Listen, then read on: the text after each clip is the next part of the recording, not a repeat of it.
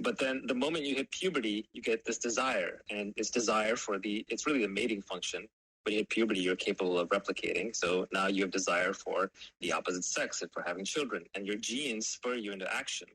And then, of course, the desire itself is a contract that you make with yourself to be unhappy until you get what you want.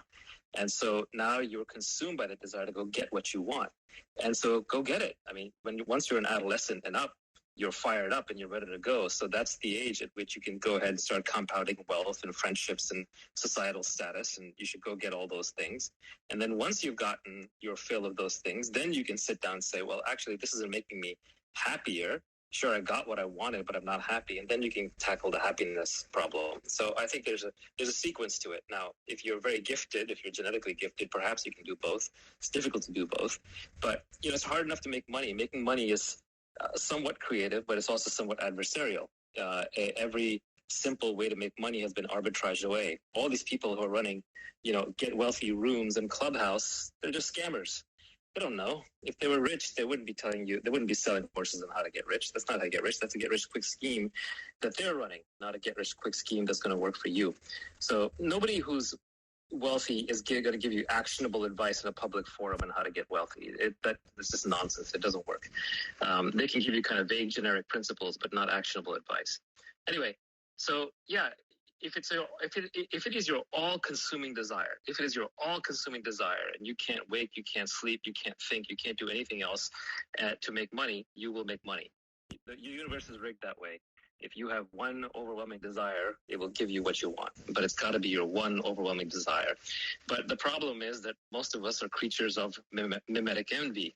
We look around, we want everything. You want her looks, you want his money, you want their friends, you want her attitude, you want his car, you want that person's family relationships, you want everything.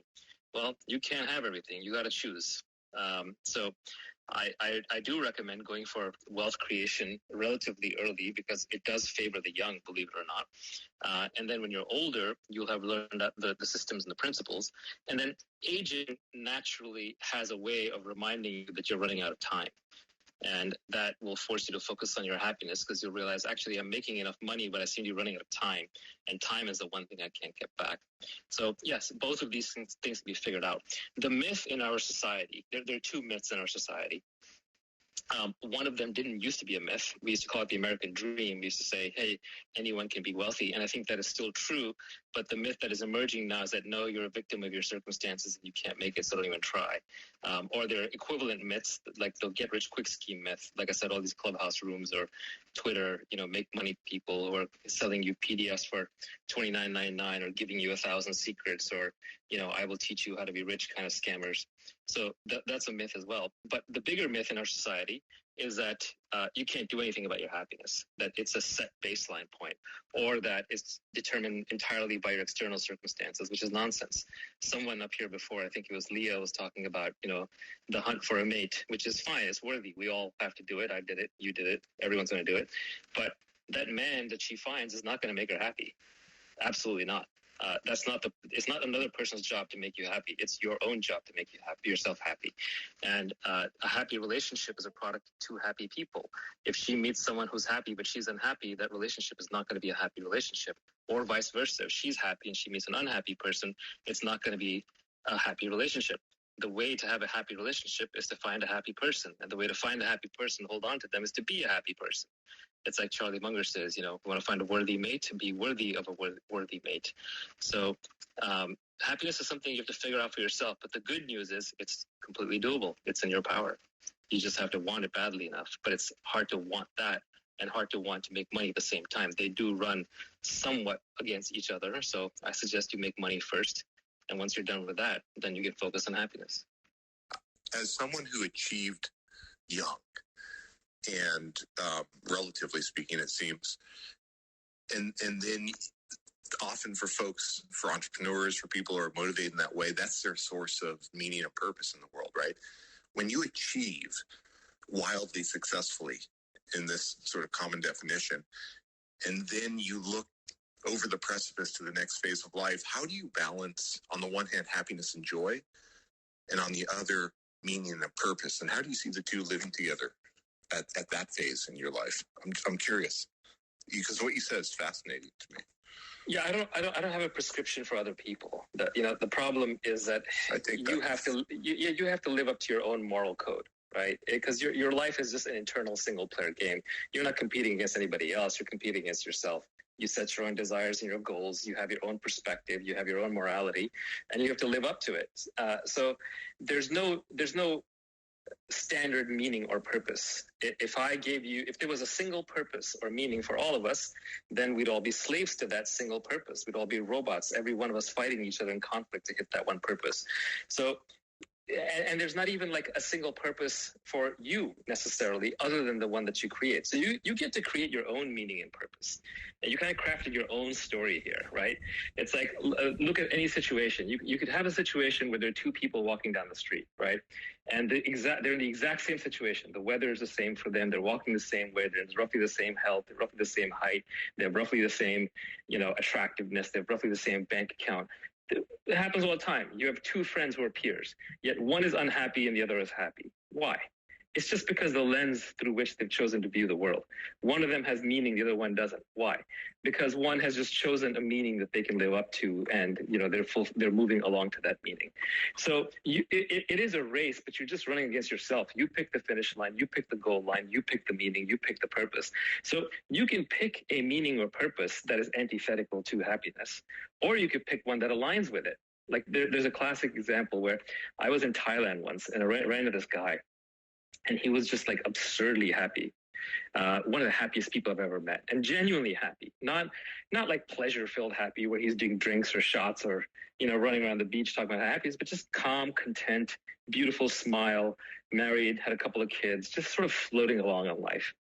And I went up to him and I was pretty impressed by the guy. This is when I was really working on my own mental state. And I said, "Hey, how come you just seem so happy all the time?" And he said, "Well," he said, "I used to work really hard, fly around, shuttle around." He used to work for Tony Robbins. And he said, "I was setting up all these events for Tony, and I would sit in the front row and I would take notes and I would listen to everything." And he said, the thing that Tony helped me realize was just how malleable my own life is. We grow up, you're 10 years old, you've already set your goals and your personality, and you think that's who I am. He said, and Tony helped me realize, no, actually, that can be changed. You can revisit that. So he said, I realized that everybody has a purpose, everybody has a goal, and you can set your own purpose. He said, I realized that somebody out there in the world has to be the happiest person in the world. Somebody it's their job just to be happy all the time. And they're an exemplar. They're a role model for everybody else. He said, that's going to be me. I'm going to be that guy. And he took on that role. So that's his meaning and his purpose and his happiness. So they're not mutually exclusive. This idea that they're mutually exclusive is a myth.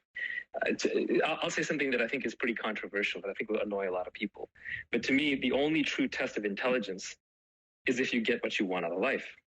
If you're not getting what you want out of life, how smart are you? Now, a lot of people hate to hear this because they think being smart means that you can't be happy, that they run against each other. Not really. If you're really smart, you figure out how to be happy also. Now, you get what you want out of life. Now, you have to be careful what you want, right? If you want to have 6 arms and 6 legs, you're not going to get that out of life. If you want to be able to jump to the moon or fly, you're not going to get that out of life. So part of intelligence is not just getting what you want out of life, but also knowing what to want. What is rational and reasonable to want, and then only pursuing those desires as opposed to just wanting every little thing that gets thrown your way. Anyway, I reject this idea that meaning and purpose run counter to happiness.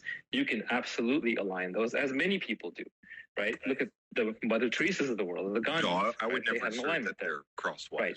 Yeah. Sorry, then I don't mean to strawman you. I may have misunderstood what you're saying. They're absolutely compatible. Look, this is the oldest wisdom in the book, right? Go to the Bhagavad Gita, right? What does the Bhagavad Gita say?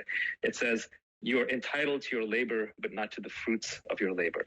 What that means is you do your work, but you don't necessarily get attached to what the outcome is going to be.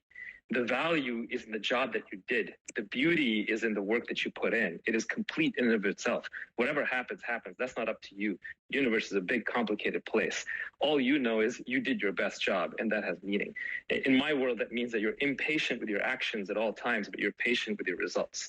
And you don't necessarily know how it's going to work out. There's a beautiful saying in Arabic, inshallah, God willing, right? Inshallah. Yeah, whether you're religious or not. Sorry if I mangled it. I don't speak the language natively, but it was beautiful. I'm sorry for interrupting. Oh no, not at all. Thank you for helping. But to me, that is, that is a lot of just how the world works. Look, you didn't choose where you were born. You didn't choose when you were born to your parents. You didn't choose what age you live in. You didn't choose your height, your weight, your genetics, your environment, your conditioning, your actions. You chose almost nothing on this planet. So you do your best work that you can according to your own moral code. And what's going to happen is going to happen. It's kind of like a movie. It's playing out. How much of it did you really pick? Don't get too stressed out or attached to the outcome. One very helpful exercise that I like is just, and you have to do this for yourself. This will help you only if you genuinely do it for yourself. So I'm not going to do it for you. No one else should do this for you. But, when you have a lazy afternoon sometime and you're sort of journaling or you're kind of self-reflecting or even going for a walk, sit down and just think back to your life 5 years ago. And really try to envision what your life was like 5 years ago. Think about where you were, how you dressed, who your friends were, who your lover was, what you were into, what you were working on, what your emotional state was. And write down the best advice that you possibly can to yourself from 5 years ago. Then do the same thing to yourself from 10 years ago, and the same thing from 15 years ago, and 20 years ago, and however long it makes sense to go back. And I think you will find that you are your own best therapist and advisor. You're the person who knows yourself the best. And I think what you'll find is that there will be a consistent pattern in the advice that you give your previous self. And I think that will actually, in a weird way, answer the question that you asked. But I don't want to do it for you because then it loses all meaning. True knowledge only comes from doing the work. If you can't embody it, it's not real. Naval, that was amazing advice. I also heard you say once that all your fans are nerdy guys, and that may be true, but I've recommended you to so many of my hot girlfriends because women are often told that life is a zero-sum game. Not told, but taught implicitly. And you talk a lot about how everyone can get rich, and you've also said you're never going to get rich renting out your time. And also, 40-hour work weeks are a relic of the industrial age. Knowledge workers function like athletes, train and sprint, then rest and reassess. So can we talk first a little bit, if you have time, of course, if you're not tired, a little bit first about how everyone can get rich and life is not a zero-sum game and we can all make it. Maybe people need to read your pinned tweet if they haven't seen it already. And then about renting out time, if that's okay. Yeah, but I don't want to monopolize this conversation. So if other people want to speak, please do speak up. Don't feel like, I'm just here talking. I reserve the right to leave at any moment. It's a Everyone's quiet because they want you to speak, bro. Please keep talking. Please keep talking. Well, so good. I just want to say, Naval, you were the first millionaire to actually give advice on Clubhouse, I feel. So thank you, because I feel like I couldn't get this in an ebook for some reason. I don't know why. Okay, look, I want university. Millions, so I will give you my best advice on that in a moment. First, let me just say thanks for recommending me to all your hot girlfriends. Unfortunately, my wife treats our relationship as a zero-sum game. So it is. That is a zero-sum game. And also, Nicole is a hot woman who's also a fan. So, Nicole, don't forget to conclude yourself in that group. Thank you. Of course. Anyway, so on getting wealthy. Look, I use the provocative title "How to Get Rich" because it grabs people's attention. But we're really talking about wealthy. Wealthy is assets, right? And the goal here is to get out of 9 to 5. 9 to 5 is just modern slavery. Now, obviously, it's not the real horrific slavery that, people's ancestors experienced, but it is a modern trimmed down form of slavery. It's wage slavery, right? You basically you don't choose when you wake up. You have to go to your drudgery job. You have to punch in the clock, punch in the hours, as if we're living in factory times, as if input has anything to do with output. Well, we live in the age of infinite leverage. With your mind, you can move mountains if you knew the right things to do. Elon Musk doesn't have more hours in the week than anybody else. He just spends it better. Or he has the knowledge to apply it better. Omniscience at some level implies omnipotence. If you were God, and if you had infinite knowledge, you wouldn't actually need to do anything. But if you wanted to do something, you would literally just flick one particle of sand, and you just knew that the wave was going to hit all the other particles, that whatever you wanted to have happen would happen, because you just knew how everything connected to everything. So knowledge is literally power. So the way to earn in the modern world is through knowledge and leverage. It's not through work. And so you want to be a knowledge athlete if you want to earn, not a physical athlete. Physical athletes, we put them in showrooms like the Olympics so they can show off, or we do it for fun or for health, but it's not the way that you actually create and gain wealth. So to create wealth requires a couple of principles. Many of these are obvious, but it sort of helps to kind of put them together. The place where I kind of create a framework around it, I say there are three things that you really need to do. The first is you need to have some specific knowledge. The second is you need to take on accountability. And the third is you need to have leverage. Those are the three key components. Specific knowledge is knowing how to do something that other people don't know how to do. And you can't be trained to do it. So then it begs the question, how do you learn it? What is specific knowledge? Examples of specific knowledge could be the artificial intelligence field is just coming up and I'm really deep into it. Or I have a really deep understanding of crypto. Or I know how to do sales of very difficult, large objects. Like I know how to sell houses that are like broken down and in need of repair.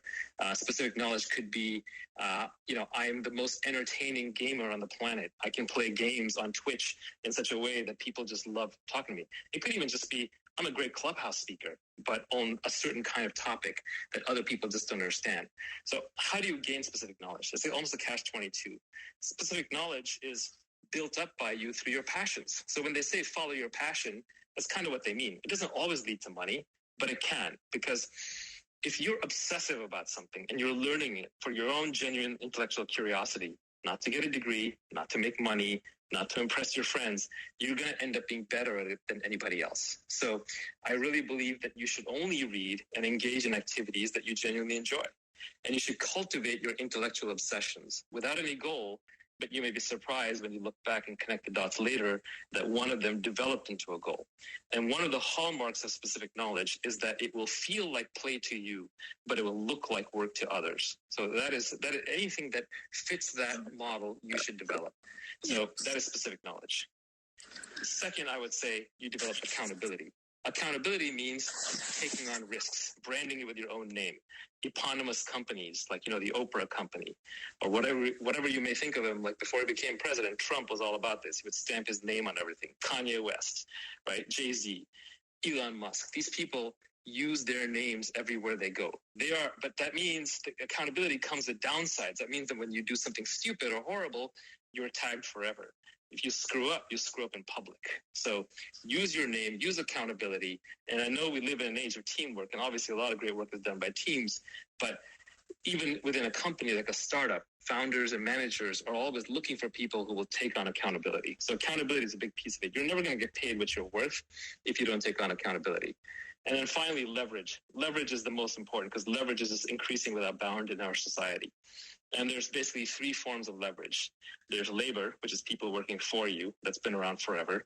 And your parents know it, which is why, when you tell them, I got a job, they ask, well, how many people are working for you? Or how big is the company? It sounds impressive. In reality, labor is the shittiest form of leverage. It takes too much effort to manage people. You're basically playing psychiatrist or babysitting. There's a lot of politics and emotions involved. It's just very hard to do. That said, if you want to build the biggest fortunes or the most wealth, it has to be in your repertoire. There's a lot of misconceptions that go on in labor leverage. One example is people say, well, there's no such thing as a 10x engineer. Of course there is. There's 100x engineers. There's 1000x engineers. In intellectual disciplines, there's massive variance. It's Pareto distributed, not normal distributed, for those of you who know the distribution curves. But another one is hire people who are smarter than you. That's another piece of nonsense. Why are people who are smarter than you going to work for you? Nobody has a good answer to that one. So there is an answer. It's not a great one, which is you hire them when they're really young and you exploit them for a year or two before they figure out they're smarter than you and move on. So you can do some short-term opportunities, or you can invest in people who are smarter than you. But you also have to be really good at what you do. Otherwise, good people aren't going to work for you. Anyway, that's labor. Then next is capital. You can use capital. you make a trade. Let's say you make a good trade on the stock market. Whether it's a trade you make with $100 or $1 million makes a huge difference. Even though it took the same brain power to come up with a trade, now you're magnified in the latter case by a factor of 10,000. How did you do that? That's leverage, right? That's capital leverage. The problem with capital leverage and labor leverage is that they're permissioned. Somebody has to give you the money. Somebody has to agree to work with you. They take time to get. They take effort to get. With the capital leverage, there's often risk involved, especially if it's your own capital. So that brings us to the last form of leverage. And this is the most powerful form of leverage and is behind all the newly rich. And that is product leverage. Product leverage comes from building a product. And if the product has no marginal cost of replication, in other words, you can stamp out more copies without having to incur cost, that is the best form of leverage. Product leverage ranges from code, where you create applications like Clubhouse. We're all on Paul Davison's piece of code here, and he's massively leveraged. Paul's not here right now. He's not running this conversation. We're all working for him. It also comes from media, like creating content, like Joe Rogan creates a podcast and gets stamped out. It can come from a book. It can come from even products like, someone sells you a pill, like it could be a happy pill, a sugar pill, whatever. A pill is 98% intellectual property. The actual physical cost of what went in there is very low. So fundamentally, what you want to do is you want to put yourself in a situation where you take your specific knowledge that you've developed over the years without even trying, the things that you're good at, that other people are naturally bad at, that you got to by following your own intellectual obsessions. You add that to accountability, put your name on it, take some risks. You employ every form of leverage possible, capital, labor, and products and code, preferably the permissionless ones, because those you can get access to when you're younger. And the net result is you productize yourself. What you end up doing is you end up selling a product that is simply an extension of who you uniquely are. And nobody can beat you at that because it's just you being you. And this can take a while to set up, but once you set this thing up, it will be a flood, a tsunami of money that will keep you flush for the rest of your life. And then you can figure out how to be happy. So we need to be rich first before we're happy, or at least comfortable. At the very least, comfortable. Yeah, not true. After all of that. I didn't even realize. Yeah, right. I didn't even realize I liked tsunamis until I knew they came in the form of money. Oh my God! And now, here we are. Here's another thing. Advanced move. Here's another thing, Naval. You said if you don't own a piece of a business, you don't have a path towards financial freedom. And, why is owning equity in a business important to becoming rich versus wage work? Can I just interject? It sounds like you had a very compelling case for conditional happiness, but not unconditional happiness. And I'm curious if you differentiate between the two. Real happiness is unconditional. The moment you have a condition, then you're basically saying, I'm not going to be happy until that condition is met. So if you meet somebody who's really free and happy, that's unconditional. But, most of us aren't monks or sages or Buddhas or planning to get there anytime soon.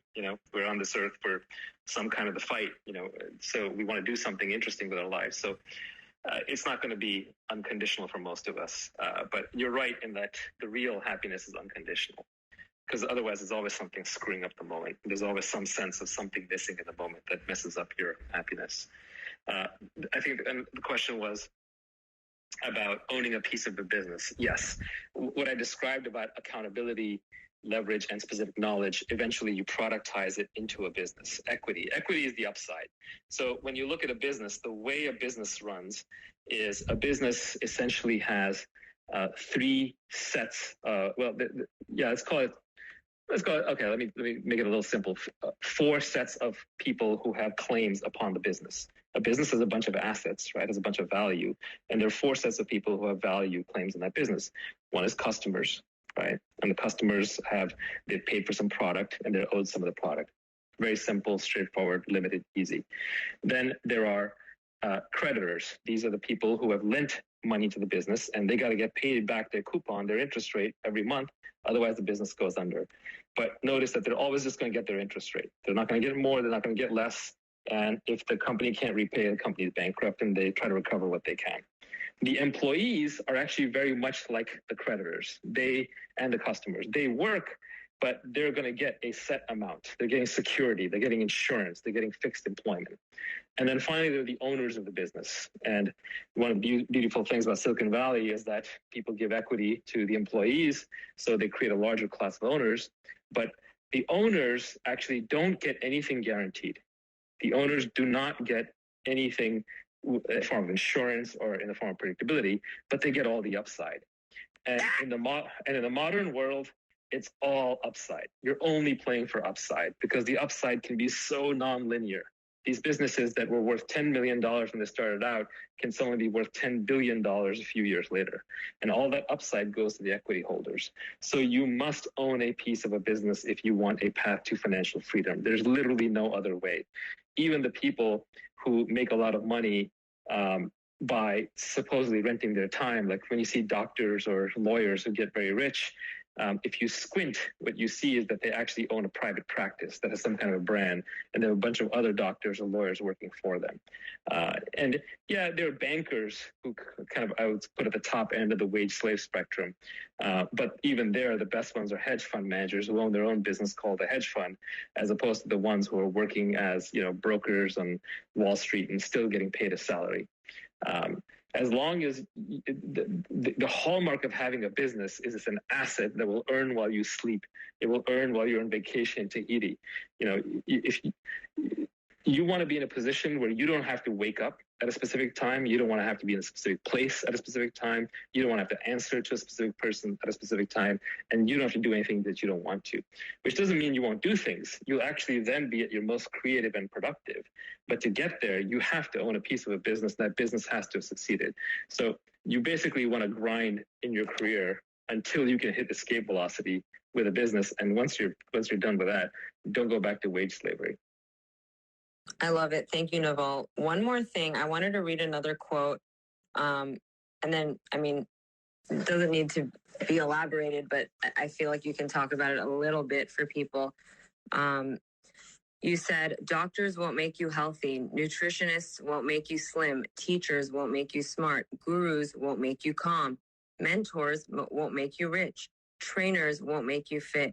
Ultimately, you have to take responsibility. Save yourself. Let's talk about it. It's a little glib. It's basically just most of coaching and mentorship and all that is just procrastination. Everything interesting that anyone accomplishes in their life is done because of will to power. At some point, they decide, I just have to do it, and they do it. There are unlimited gurus. There are unlimited motivational speakers. There are unlimited guides. There are unlimited training routines out there. If you're obsessing over, just think about this, like the amount of time that I've spent reading nutrition books, if I had just adopted the nutrition policies out of any one of them, it literally almost doesn't matter which one, I would be in better health, right? I don't need to keep reading. So it's a form of procrastination. It's like intellectual accumulation, keeping me busy from doing the actual thing. You get what you want out of life. You just have to want it badly enough. If it's your all-consuming desire, you will get it. You will create the path to the destination, no matter what it takes. So I think a lot of the right answer here is just not fooling yourself about whether you want or don't want something. Like, for example, I kind of adopted this internal deal with myself, which is I said, hey, I'm not going to break my own word to myself. If I make myself a promise, I will not break my word to myself. Okay, great.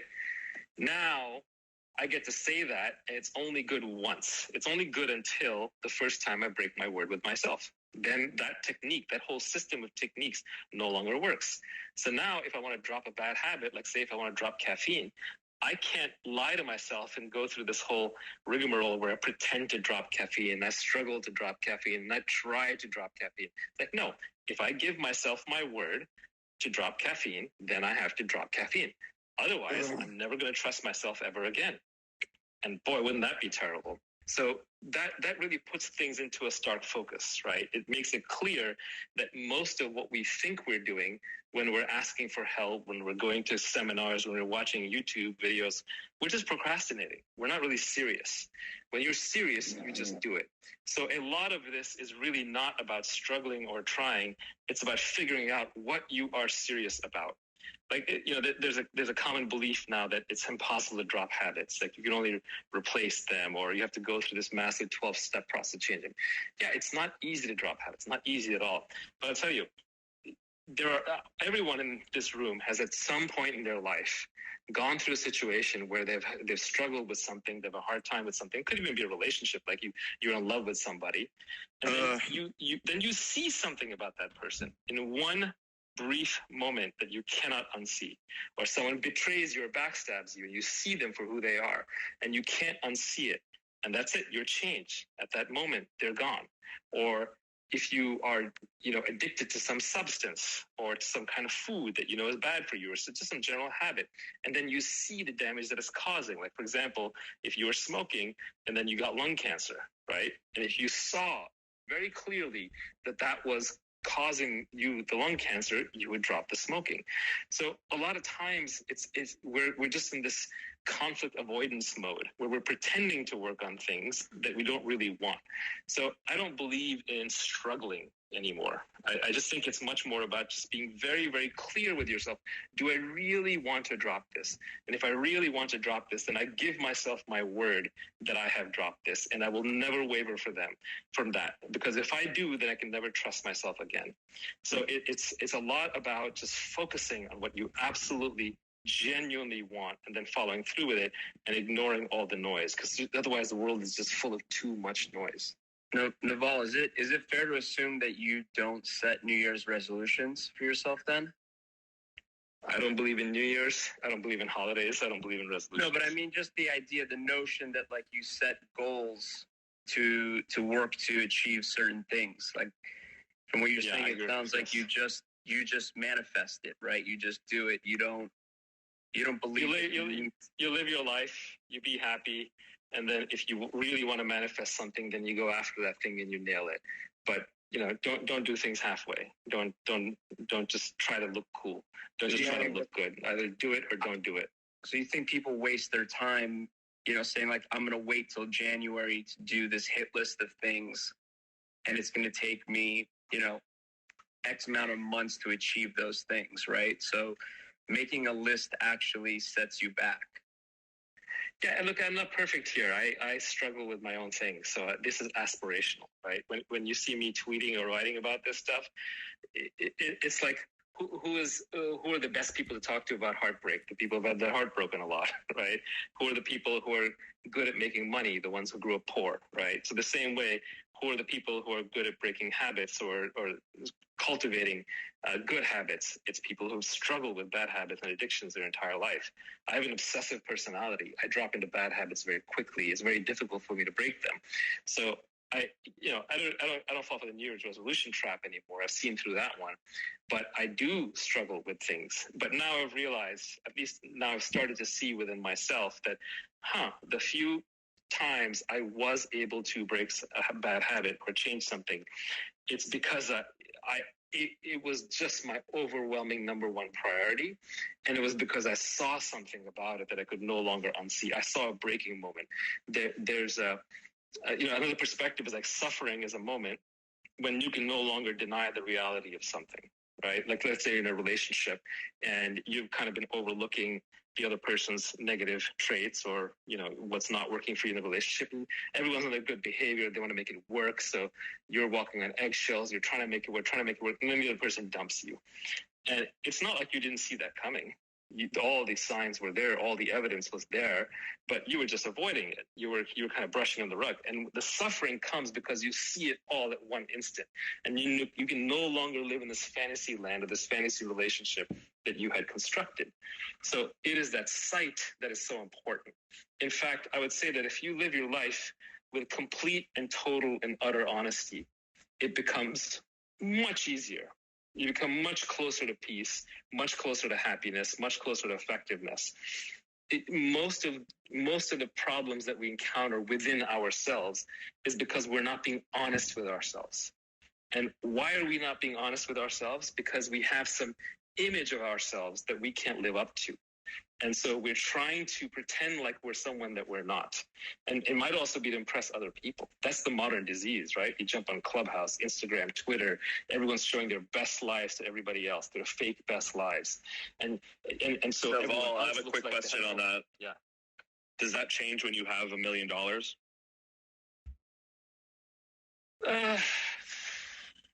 Look, I'll say there's a threshold you get past where you're not fearful anymore. I can only speak for myself, right? I can't, like, if you were born rich, maybe you have different outlook, maybe your numbers are different. I'll just say that there was a point in life where I got to a point where I was like, okay, I could like breathe a sigh of relief, right? Where I don't have to work anymore in a job that I don't want to do anymore. That was like a tremendous sigh of relief. So, you know, the people who say money can't buy you happiness, my retort to them is, it can if you earned it. You know, like if you know what it's like to be poor, if you start there, and if you know what it's like to struggle, and if you earn it, and you have some satisfaction around it, you don't have imposter syndrome or guilt around it, it gets you to a level where you don't have to worry about it, then yeah, it'll get you to a baseline. It's bullshit that it's not going to buy you happiness. Use your imagination, people. Right? It's not so bad. So maybe people say it can't buy you happiness because they're just afraid that then they'll, you know, or maybe they want to make poor people feel better. I don't know what the reasoning is.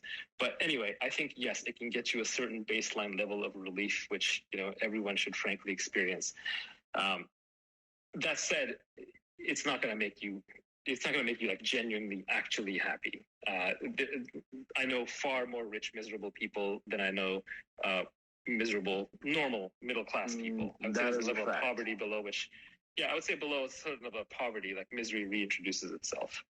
But there are things that matter a lot more for quote-unquote happiness, which is probably the most poorly defined word in the English language, you know, right up there with love.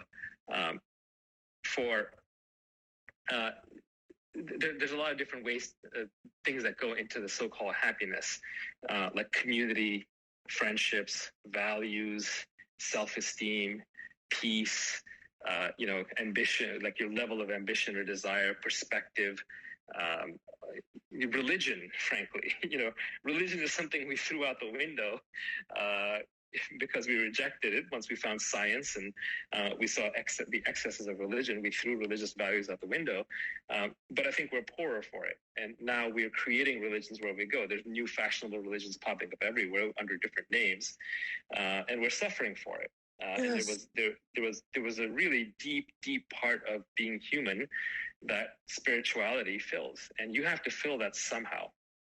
In fact, look, what is the most important question in life? The most important questions in life are not how do I make money, or how do I be happy, or who do I marry, or where do I date. The most important questions are like, what the hell am I doing here?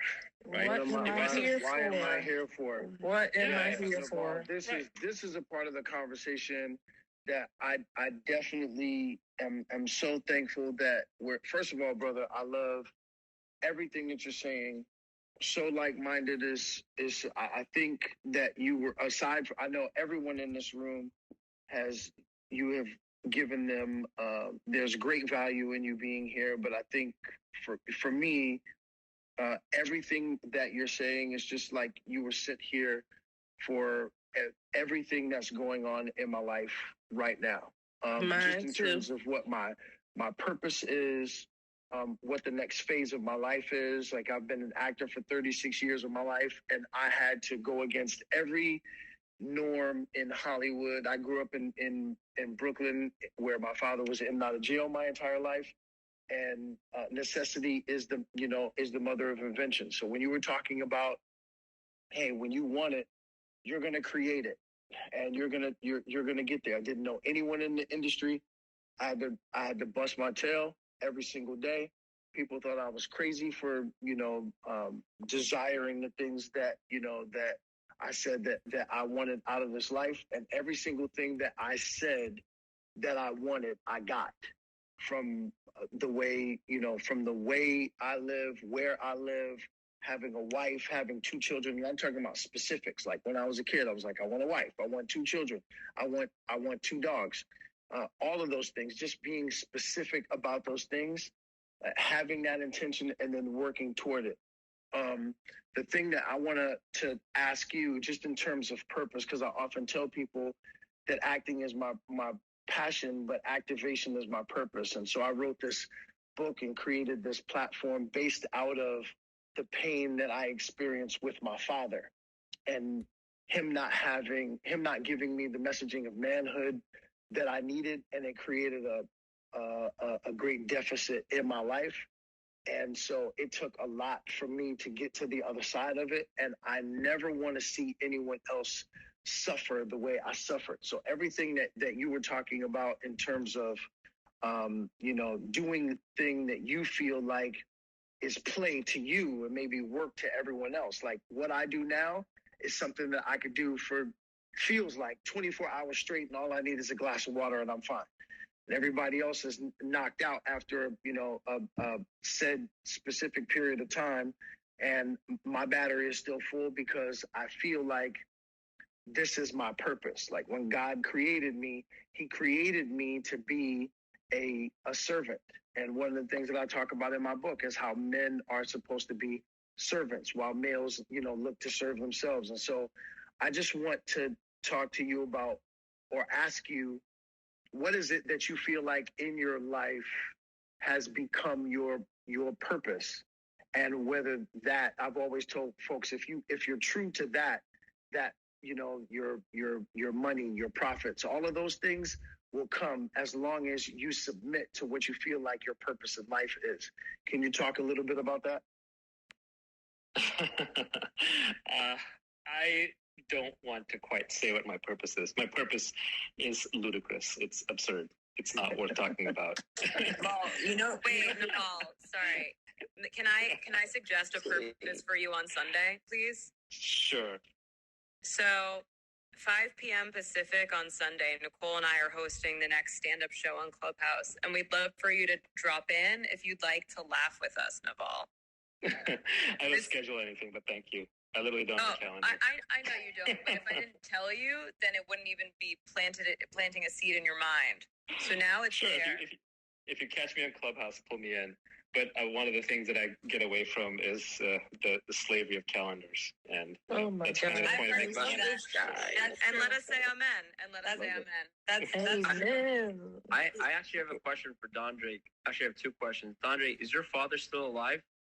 Yeah, my father is alive. We actually reconciled after 20 years of being estranged from each other. My father kidnapped me at age 6. Basically taught me how to be a cheater at age 12. And so I witnessed my mother and my father being extremely volatile towards each other. And at 46, after having a conversation with my daughter, who simply just asked, do you know where your father is? I realized that God was sending me a messenger that was telling me that it was time for me to heal up those wounds that I had with my father. And instead of seeing my father like my father, and instead seeing him like my spiritual brother, whose development was arrested around the same time that my development was arrested, I really began to have a pathway forward and having empathy for my father. And, as I often say that, it's always incumbent upon the one who has the gift of understanding to be more understanding. And because I was in this place in my life, I knew that I had to do something in order to reach out and to help my father. That was my assignment. You sound like you've been healed, but has your father been healed as a result of your tolerance, or at least your patience with him? Yeah, and I don't want to say tolerance because, and I know what you mean. But I don't want to use the word tolerance because, that would make me, that would put me in a space where, I'm this higher being and that my father, isn't. I just had an understanding that my father was a byproduct of all the things that he got or didn't get. And so my father couldn't give me what he never had. And so my assignment at that point, to Naval's point earlier, speaking about spirituality, and, while I don't consider myself to be a religious man, a lot of my spirituality comes from specific religion, right? And so I am a spiritual man, And so I had to see myself in the space of being a spiritual being, and under God, my father and I are both brothers. Why? Because we are both God's sons. And so for me, I had to see myself as my father's spiritual brother. And it was my assignment at that point to give him what society never gave him. They never gave him grace. They never gave him understanding, and never gave him awareness, right? And so in me telling my father, hey, I love you and I forgive you and I understand, we went from seeing each other after 20 years of the last time I saw my father, I was 26 years old, and I told him if I ever saw him again that I would kill him. And so when we saw each other for the first time in 20 years, I got out of my car and he stood up off of the steps of his porch, and, at his place. And we didn't say anything for 5 minutes. We just embraced each other, and we were both in tears. And we both turned out to be two men of faith, two men of different faith, but we recognized each other as two men of faith. So not only did it heal me of all the pain that I was carrying, that was secretly making me angry and be this person that could blow up at a moment's notice because I was carrying around this pain instead of casting it, but it healed my father as well. I'm happy for you, man. Thank you, my brother. I appreciate it. I'm real happy. Thank you, Dondre. Thanks for sharing that, dude. Beautiful. Thank you for sharing that and being so vulnerable, Dondre. It just reminded me of how Naval said we need religion, but we've moved away from it. Yeah, that was dope. Because those are we keep running away from it, and we need the constructs of what it does for us, in the spirituality space. Go ahead, brother Naval. I didn't mean to interrupt you, bro. Oh, no, I don't mean to interrupt. It was a beautiful story. If I could add to it just on a little bit of the edges, a couple of things about what you said. I've had my own experiences. I would say my father gave me the gift of not being around in my life. And that allowed me to become stronger and resilient and capable and to figure everything out for myself. And so I am grateful to him for that. But it took me a while to get to that perspective, because the easy narrative would have been like, damn it, my dad wasn't around, so I got screwed over in so many ways. But it made me into the person that I am.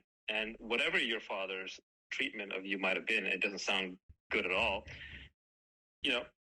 it made you into you, and you look great, right? You look like you turned out well.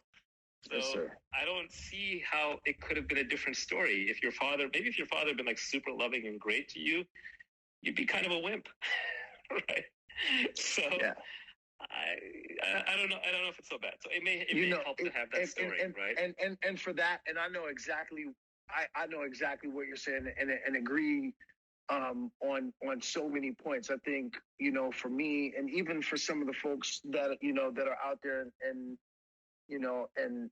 listening to this, for me, it was about eliminating some of the key points of trauma that may have been a little unnecessary. But then when you look at the other side, so say like at 6 years old, when a person who's responsible for your life takes you or steals you away from the other person that's responsible for you in your life, in that case, my mother, and then waking up, in his car in the middle of the night, 2:30 in the morning, 3 o'clock in the morning, not knowing where your father is, and you're 6 years old, and you have to navigate, dangerous streets of Brooklyn in order to find your way back to your mother. Those points of trauma can sometimes feel like they're unnecessary, but at the same time, to your point, they're kind of like if you were trying to construct a great recipe, right? Sometimes you add something bitter in order to accentuate what is sweet, in the recipe, right? And so Sometimes we have to find the pathway forward through our traumas and to understand how they actually shape us. If I didn't have those things, I may not have been activated enough to write my book, Male versus Man, right? And so, to your point, sometimes some of those things are some of the actual key ingredients that go into making us into the dynamic human beings that we become as a result of having to get through them. The first is exactly, warriors get built in wartime, not in peacetime. And so you're a warrior, you had to go through your wars. I think the second part of it is that there are things that happen, and then there's stories that we tell ourselves as to what happened. And those stories are very powerful.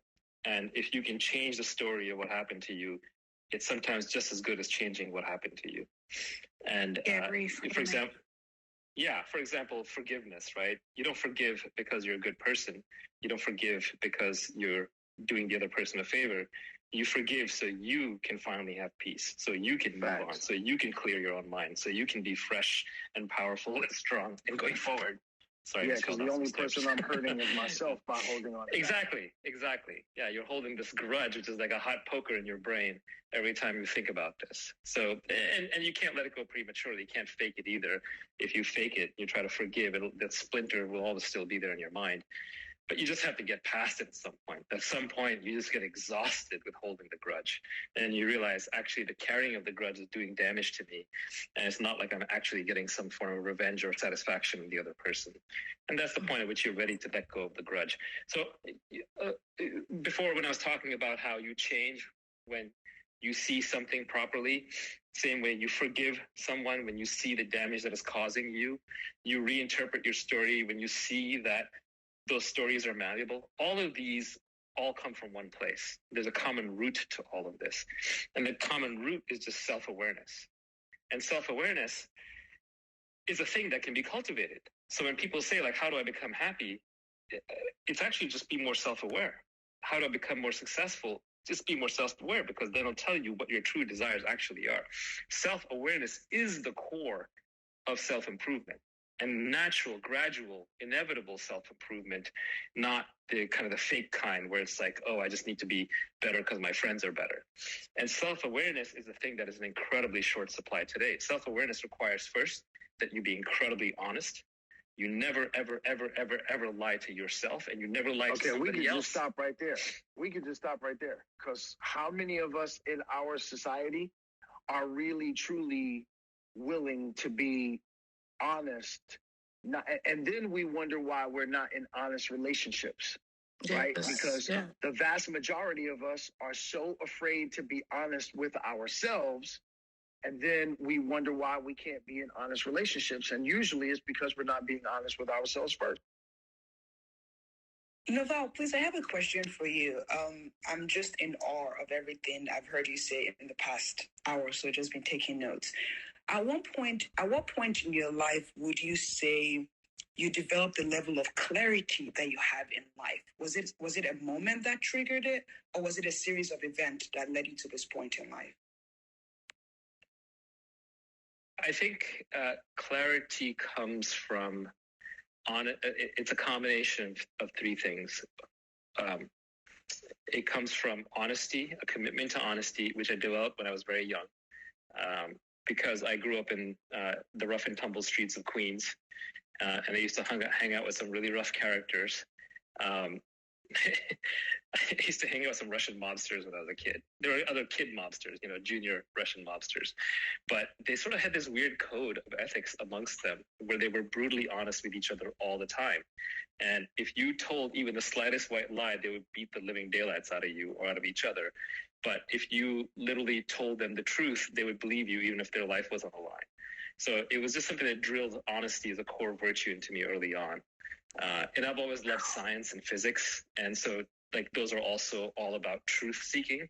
So truth was sort of always my number one value, where it was to the point of I would rather be unpopular and disliked and be a loser in life and know what's real and what's true and speak the truth as opposed to the other way around. People can always, people don't always know the sound of truth, but they know the feel of truth. You know when someone's trying to snow you. You know when someone's bullshitting. Deep down, you're hardwired for it. I think people are hardwired for it.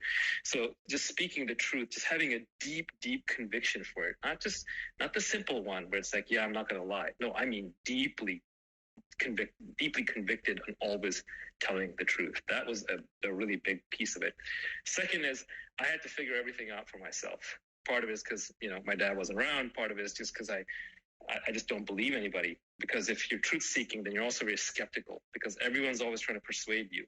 The world is full of propaganda. Every major institution is spewing propaganda at you. Every book is spewing propaganda at you. Everyone's got a point of view. They're trying to convince you. Almost nothing is clean. So you have to figure everything out for yourself from the ground up. So I'm still not good at the advanced stuff. I'm not going to be good at calculus or advanced physics or even you could throw any advanced philosophy concept at me and I'll give you a blank look. But I just know the basics and I know them rock solid. I would rather just read an arithmetic textbook 100 times until I understand it than move to geometry if there's even a single thing in the arithmetic textbook that I don't know cold. So no memorization, just understand the basics over and over until you have clarity. And then the third thing is self-awareness. And self-awareness for me is, cultivated originally through solitude. Every exceptional person is built in solitude because society is over-socialized. There's too many voices in our head from TVs, from social media, from Clubhouse here, from me talking to you. There's just too much noise. Even all the stuff that I'm saying to you is noise because you're going to go back and you're going to be like, man, that guy had 20 great ideas. How do I become like him? And that's completely the wrong answer. You're never going to be me. But you can be an amazing version of you. You can be the best you that the world can possibly have ever seen. And the way to do that is to spend time by yourself. It's to only to really just embrace who you are 100%. I don't mean this in some cheesy, you go girl, you're so powerful, blah, blah, blah. I don't mean it that way. I mean it in the sense that you have to love yourself because you are correct. You are right. There is absolutely nothing wrong with you. There is not a hair on your head that is out of place. You are never going to be as beautiful as you are now. You have everything you need to succeed.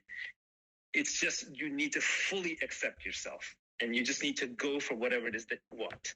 And you're not going to figure that out until you become comfortable spending time with just yourself. So whatever that takes, whether it's journaling, whether it's meditation, whether it's long walks, self-isolation, I don't think anyone is possible of greatness without solitude. And conversely, I would say with solitude, it's impossible for you to fail. But it's hard. Society now is rigged to give us all these escapes to run away into society. Naval, when you're speaking about honesty, I want to be clear. You're not saying to be truthful. You're talking more about being vulnerable, correct? I don't know. I don't really know about the word vulnerable. Well, how about open? Language is difficult, right? I say one thing, there's like a vision in my head. You hear the same word and you have a different idea in your head. So vulnerable is not a word that I love to use because I also grew up partially in Indian society. You're not even supposed to show your needs, let alone your emotions. That's exactly where right. Well, that's exactly where I was going because, I think Nicole can relate to this as well because we come from traditional Middle Eastern families and we've grown up in a society where, privacy it's been pushed on us, right? Like keep your life, your personal life private, don't expose it, don't be vulnerable, Yeah, I'm the same way. I don't expose my private life. I don't talk about you're not going to catch me writing long bios about my childhood or anything like that, or this or that happened. That's not what I mean by honesty. But isn't that part of honesty? I'm honest with myself. Here's what I mean by honesty. What I mean by honesty. Well, let me ask a follow-up, Naval, with that to take this on. Well, if I may just go ahead. If I just give one example while it's fresh in mind. Honesty is someone screws me over in a deal. I lose lots of money. I was screwed over. I am angry. I am livid. Man, how could this guy screw me over? I trusted him. Honesty is sitting down and saying, okay, maybe he didn't screw me over. maybe I messed up. Maybe I should have shown up to that meeting when I said I was going to show up. Maybe I should have delivered what I said I was going to deliver. Maybe he took a look at the cards and decided that I wasn't the right partner for him. And he realized that there were other people out there who were better because I hadn't hustled hard enough. Maybe I'm getting worked up over nothing, or maybe it's at least 60% my fault. It's really easy to be honest about other people's flaws. It's incredibly difficult to be honest about your own. So this addresses the vulnerability point. It's not about being vulnerable to the outside world. The other outside world doesn't need to know your internal business. It's about being vulnerable to yourself. It's about challenging your own ideas about yourself. It's about challenging the voice in your head that's always telling you exactly how the world works. Sorry, go ahead. I just want to ask one question really quickly, because this sounds a lot like when you kept using the word grudge, all I could think of was resentment. And then when you were talking about everything you just said lined up with looking at your own part in a particular issue that you're having with another person. And it doesn't have to do with announcing to the world your wrongdoings or your character defects, rather just one other person. And I'm wondering if you think that there's value in 12-step, or if you think that it's more of a process you should always do by yourself. Oh, look, I'm never going to say do this technique or don't do that technique, because different things work for different people. If 12-step works for you, fantastic, do it. I've just never tried it. For example, there are people in my life who use therapists and they get huge value out of it. I use meditation. That's self-therapy. I just sit there and listen to myself, and who knows me better than me? And it's cheaper and it's free. And I can do it every morning, right? So whichever technique works for you, do it. Just do something that helps raise your level of self-awareness. Some people need to have their words echoed back to them, slightly reconfigured. So they get value out of talking to friends or a therapist or psychic hotlines. All a psychic hotline is, you pay $20 an hour, $30 an hour for some stranger to sit there and talk to you, preferably a mother-like character who's going to kind of console you and has some sort of authority through the astrology or whatever, or psychic powers. Even though it's not real, it doesn't have to be real. It's just someone's willing to talk to you and listen to you. Whichever method works is fine. These are all ways of exploring yourself. And so in that sense, I think they're all valid. Now, they can become games too. They can become traps. If you're the 12-step person who's always going to 12 steps and then 24 steps and then 36 steps, at some point you got to get off that wagon, right? Again, I can't prescribe for you. I'll tell you what worked well for me. I find it's easier to just drop the past completely than it is to try and fix it.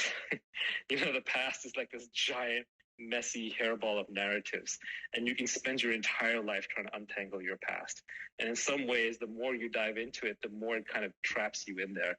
And it can actually become weirdly comforting, because that can become your purpose or meaning. You're kind of on that inner journey. And if you enjoy that, then fine, do it. But if you're suffering through it and you're untangling it slowly, I hope that at some point you'll just get sick of it and drop the whole thing. It's sort of like if you're ever trying to go through old emails and there's just too many of them piled up, and at some point you're just like, okay, screw it, select all, delete, right? And if you can get to that point, I highly recommend it.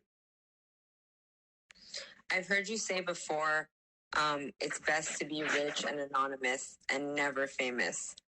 I agree. And I do want to go back to Sam's point, because we are Persian Jews, and we were taught to be very private, but also I feel like I was taught to feel a lot of shame about everything, like sex, mental health, everything. Do you have any kind of like relationship with shame or advice about shame? Because I know there's a lot of people from different cultures in the audience who were taught the same thing. I mean, there are people in the audience who were taught that they shouldn't go to therapy, and therapy does help a lot of people. So anything on shame? Well, I think this is also, Naval, a Jewish thing, but also, Nicole, I think this is a generational thing as well, because I feel like a lot of people's parents in previous generations were all taught similar values, and that our generation is leaning towards meditation and therapy and self-help. But Naval, I'm going to mute. Shame is a part of social conditioning. as is guilt, right? Guilt is society's voice speaking in your head, and shame is society warning you, like, hey, you should feel bad about this, because if we catch you, we're going to make you feel even worse. So it's social conditioning. Now, some social conditioning can be good. You know, I don't know if any of you ever had the experience where, like, you have to take your clothes off in public. Like, let's say you're in a situation where it's acceptable to do that. Like, you go to like some hot springs or a bath where everyone's nude. It's an incredibly uncomfortable feeling to take your clothes off in public if you've never done it. Like literally, your hands will resist you. Like you're conditioned like an animal. It's like a dog who's worn a collar too long, being told to take its collar off. It's hard to do. So society conditions you like an animal, and it uses guilt and shame as sort of these drivers to remind you of what to do and what not to do. Is this always terrible? No. I mean, there's some good advice that comes with it, right? So, for example, it might be designed from a time when there was no contraception, and it was to keep women from getting pregnant through kind of an early encounter with some guy that they barely knew. And then next thing you know, their life is over because they're having someone's kid who they barely know. Or it could have been to avoid spreading or getting some kind of a disease, or to breaking a law and ending up in jail or killing somebody, right? So social conditioning is not always bad. You need it to function, but a lot of it is obsolete. Right. The problem is our parents' generation is not the generation that we live in. So we have to figure it out for ourselves. And that's the beauty of life. We're not just here to repeat what our parents told us, but they give us kind of a good default operating system. Now, you have a Persian Jewish operating system, cultural operating system installed in you, and maybe that doesn't apply to the world that you're living in. But I don't know. I mean, the problem is the word shame is so broad; it can be applied in many, many different contexts. But overall, I would say this comes back to self-awareness. If you were sitting there and journaling or meditating and realizing every time the shame emotion came up, and you unpacked it and you understood why you were having it, and you could kind of say, oh, well, that's why I'm feeling ashamed. And does that really apply anymore, or does it not apply anymore? It's that instead, when you have these emotions, instead of getting caught up in them and swept away with them and identifying with them, if you were to kind of analyze them a little dispassionately, and that's one thing therapy is good for, right? Someone else is analyzing that emotion for you, or meditation where you're just watching it play out, or journaling where you're writing about it, it's cathartic. Then you can sort of decide which of these you want to keep and which of these you don't. Because when you have kids, you'll be doing it to your kids too, right? You tell your kids, hey, put your underwear on. Why? Right? My kid is always asking why. Anything I tell him to do, he needs an explanation, right? Which is good. And so I think we should all have explanations for why we feel ashamed or why we feel guilty. But it doesn't mean that it's always wrong to feel ashamed or guilty. These can be very practical. It's just some of these may be obsolete. So I want to believe there's a part of me, and by the way, Naval, much of what you're saying, I really find very compelling. You're a very charismatic speaker. I love your motto, don't take anyone's word for it, essentially, and test it out yourself. I get that. There are a couple things I want to pin you down on, though, because I don't know whether I believe you or disbelieve you, because I don't know whether you're saying this or you're saying that. And one of the pieces is, this idea of radical individuality, radical agency. There's something very deep and compelling there.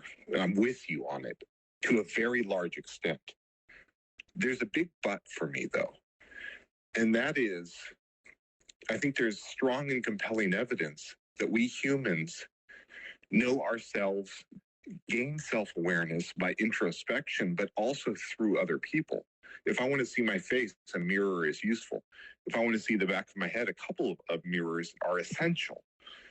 And so seeing our blind spots are often seen through the mirrors of other people, which enhances our self-awareness. And so I'm trying to understand if you are advocating on the final sum of it, that this is a radically individual enterprise, or is this a radically individual and interpersonal and communal enterprise?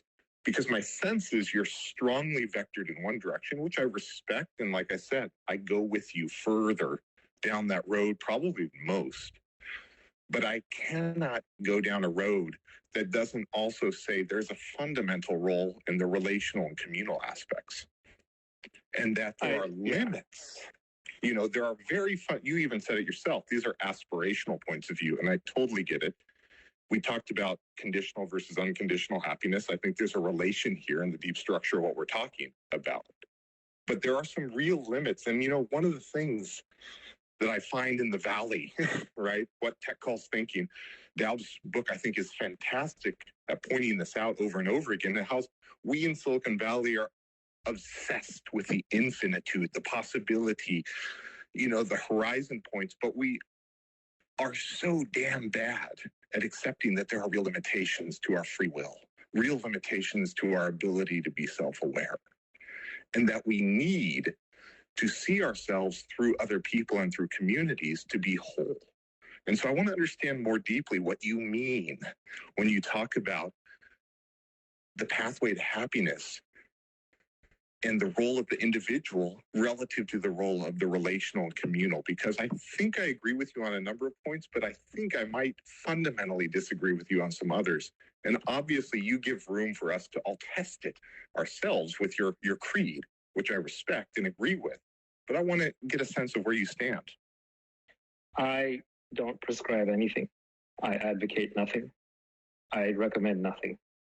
I tell you what worked for me. I reject community. I reject groups. I reject consensus. I reject others. I love others. I take care of them. I embrace them.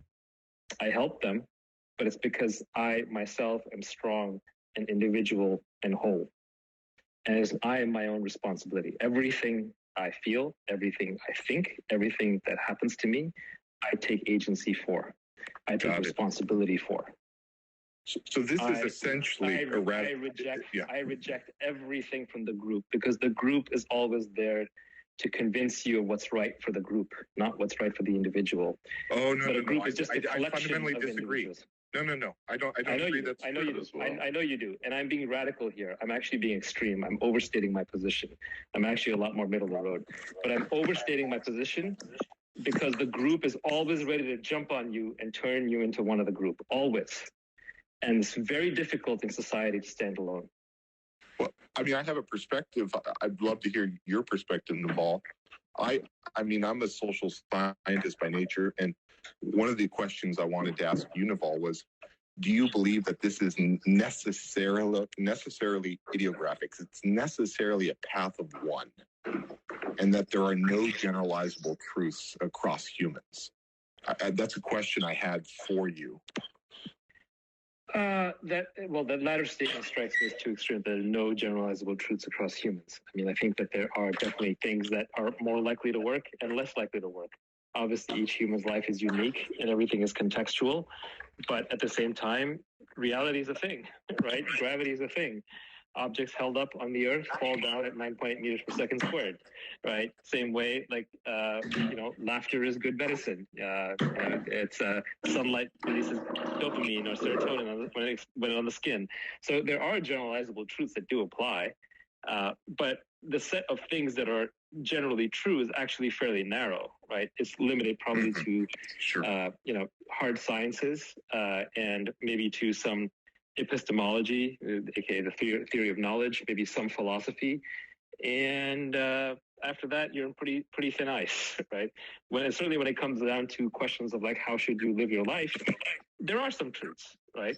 But again, it depends what you want. Like to me, I don't like to talk philosophy, right? A lot of people talk philosophy and they say, "Oh, you're a philosopher." I almost consider that an insult. I think it's much more practical. It's very utilitarian.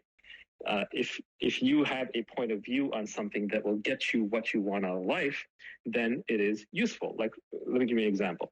People talk a lot about relationships, right? It's probably one of the most common topics. Everybody loves to talk about relationships all the time. And usually they're talking about romantic relationships, right? So one truth that I heard in relationships that over time I realized this is a deep truth. Again, doesn't 100% always apply, but it does apply most of the time to most people, and it's utilitarian because it helps you get what you want. And that truth was, when you first enter into a relationship, you should be selfish. Okay, what does that mean? I don't mean being inordinately selfish. I don't mean being like incredibly selfish. I just mean being like your normal selfish self. We're all selfish, right? All of us. You have to be, otherwise you wouldn't survive. So an aspect of ourself is selfish, but exactly. that I wouldn't agree with you that all of us is selfish. An aspect of ourself is selfish. I'm not trying to insult anybody, so we don't necessarily need to make people feel better either. I think most people understand when I say you're selfish. I'm speaking the truth. If you think I'm lying, if you think then sure. But I think deep down we do things for ourselves, right? We do. Like all of us are trying at every moment in time to live up to our own self-image and to make ourselves happier, etc. And what happens? Phenomenally so. Yeah. Yes. Getting back to my relationship point, when you first get into a relationship, when you're first in that kind of honeymoon period, the first 6 months, the first 12 months, you're on your best behavior trying to make the other person happy. And they're on their best behavior trying to make you happy, right? The guy is opening doors and buying dinners and, cleaning up after himself and putting the toilet seat down. And the woman is, being like very demure and charming and fun and always dressing well and doing her makeup and trying to be responsive and laugh even when his jokes aren't funny and, have sex even when she doesn't want to, like all of those things, right? You're doing all these things to make the other person happy. And then eventually it wears off. You just can't keep it up anymore. You can't live a lie for your entire life. So eventually it starts wearing off. And then we get the discussions of like, you've changed. How come it's not working?